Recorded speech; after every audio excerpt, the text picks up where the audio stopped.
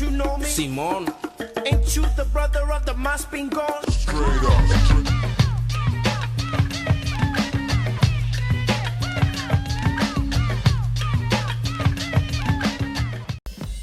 Hey, how's it going? Alright, so if you actually watched my last video about let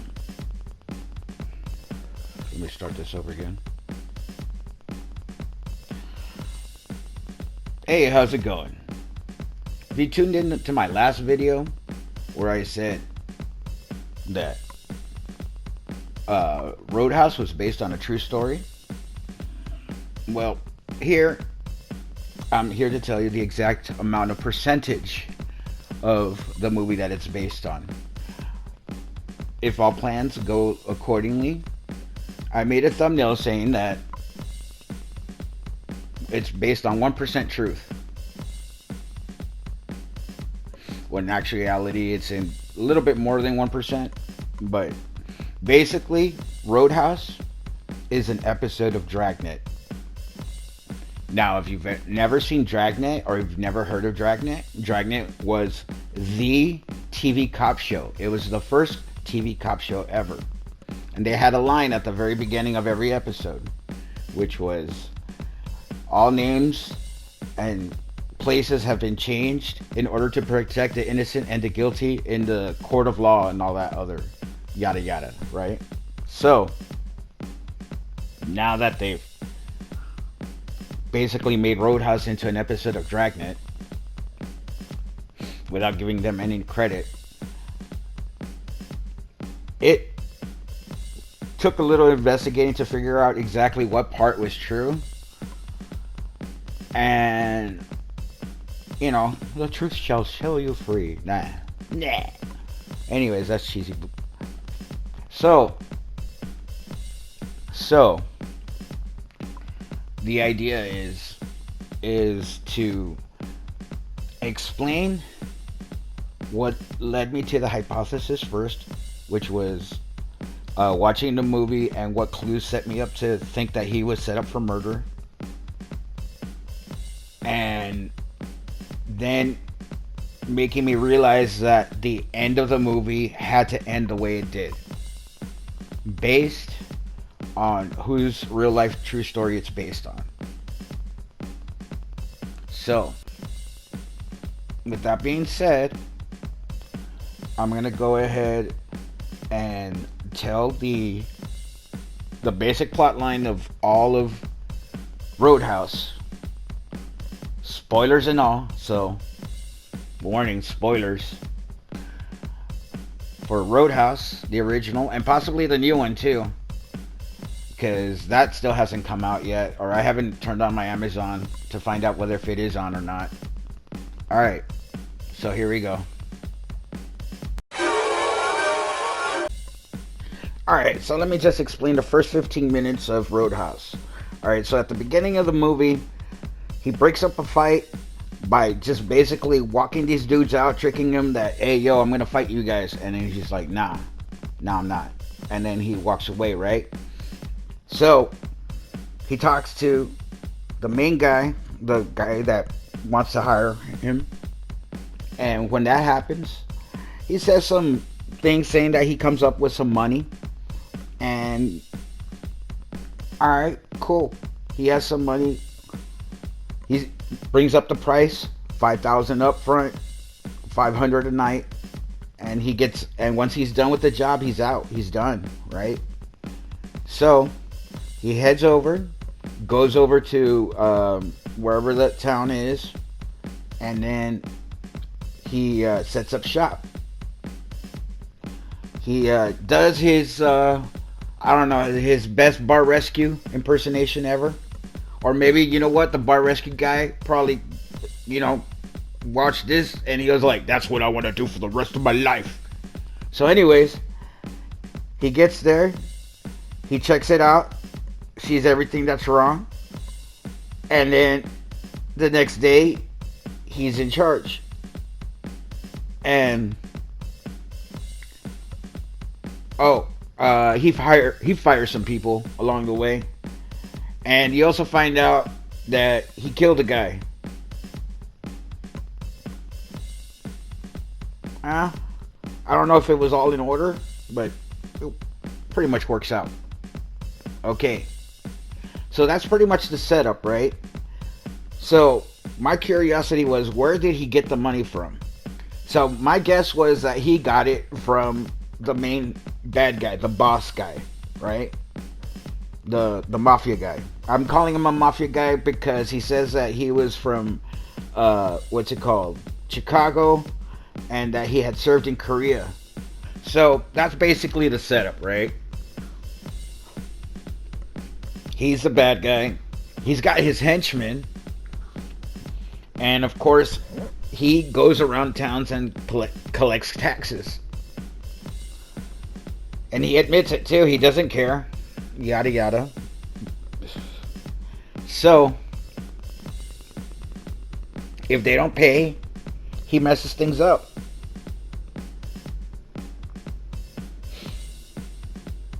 So, I mean, it could be considered cause and effect. He just happens to show up in town. And he tries to change a couple of things. And there was already some people that were already fed up with him. And therefore they did, it did become like a causality. But I think the owner of the Double Deuce just knew that the town needed a nudge or a champion. And that was him, Dalton. For $500 a night. Plus medical expenses.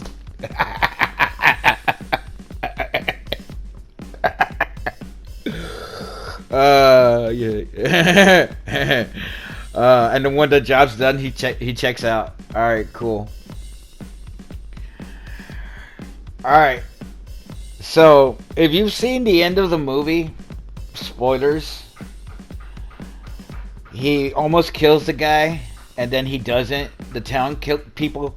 A couple of people from the town actually kill him, and we're like, okay, cool. He's dead. The cops show up. It's over. All right. That's the end of the movie.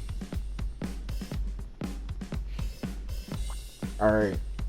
So after some time and some research, and basically condensing out what was bullshit and what wasn't, I figured out what part of the movie was real. And it's this part right here.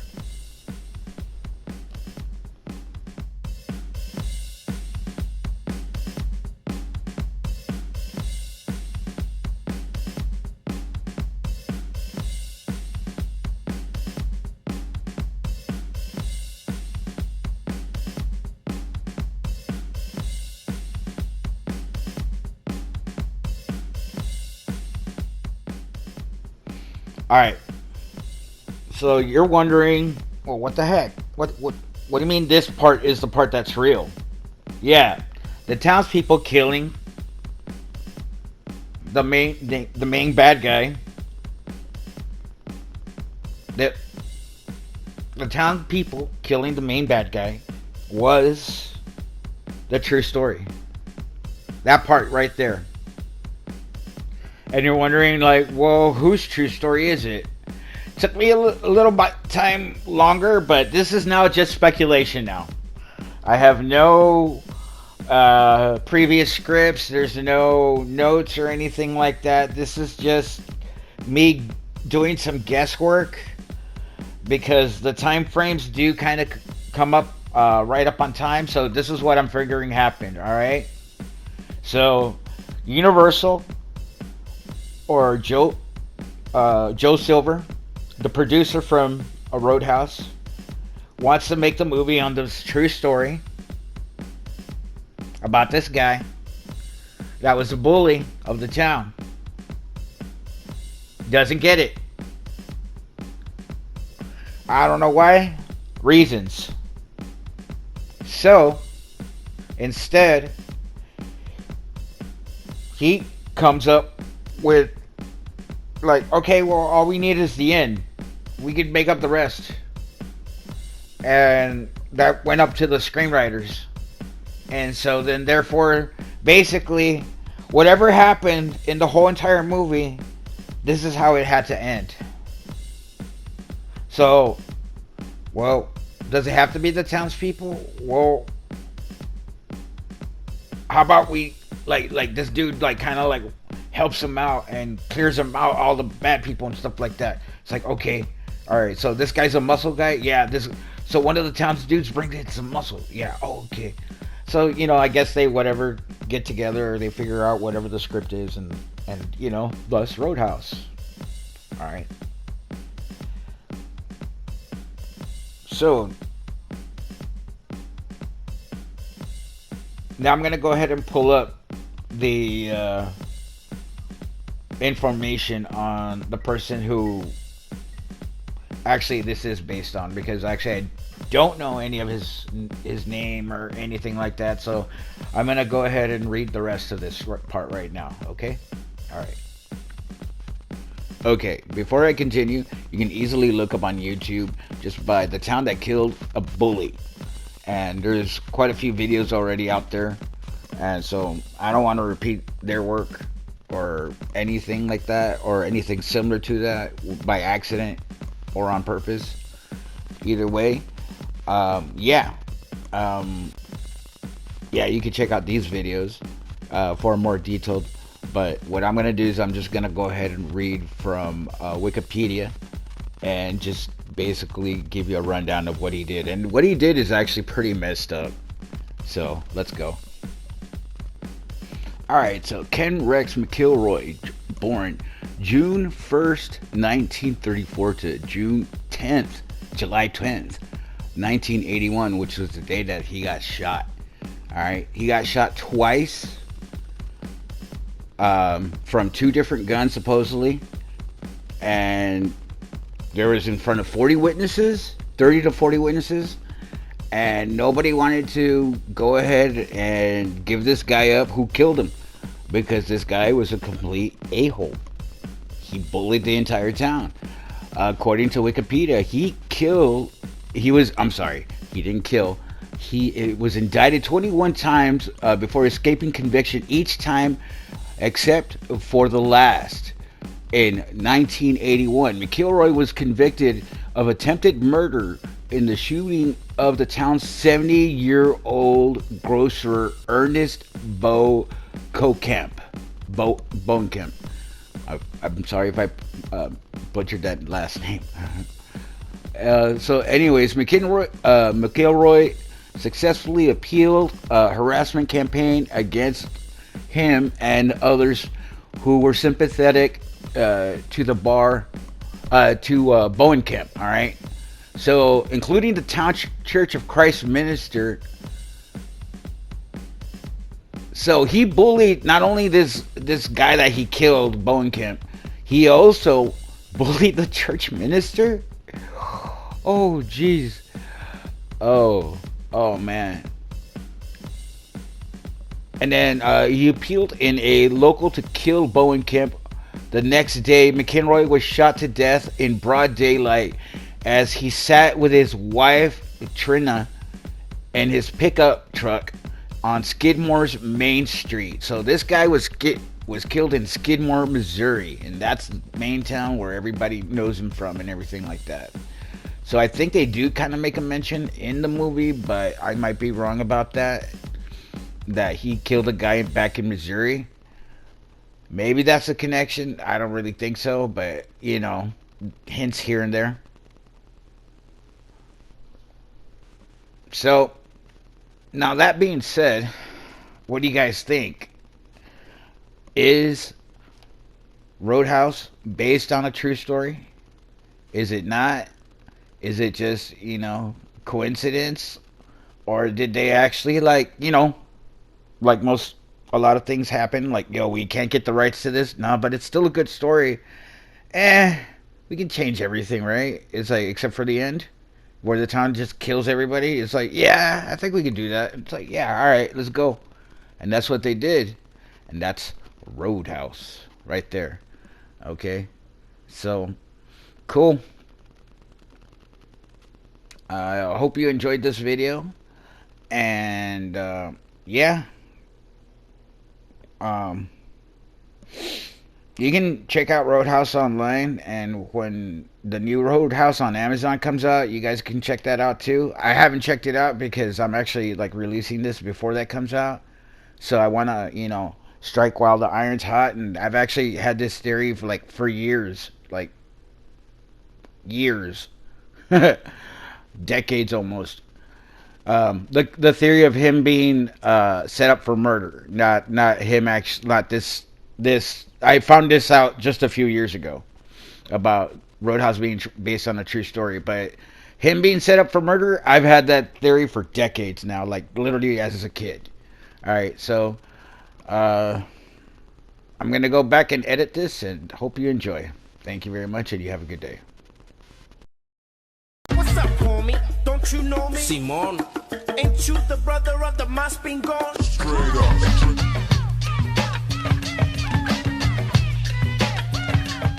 So, I did forget to do one thing, which was tell you the exact percentage of true story this is. And based on the screen time of Ben Gazzara, which is approximately 11 minutes and 28 seconds, divided that by the entire movie being an hour and 54 minutes with 3 seconds, it's 10%. It's actually 10.05 something dark side percent. So it's not 1%, it's about 10%, but I'm not counting every microsecond, so it might be about 9%. You live and you learn. All right, cool beans. Thanks a lot and for sticking around. You have a good day. Bye.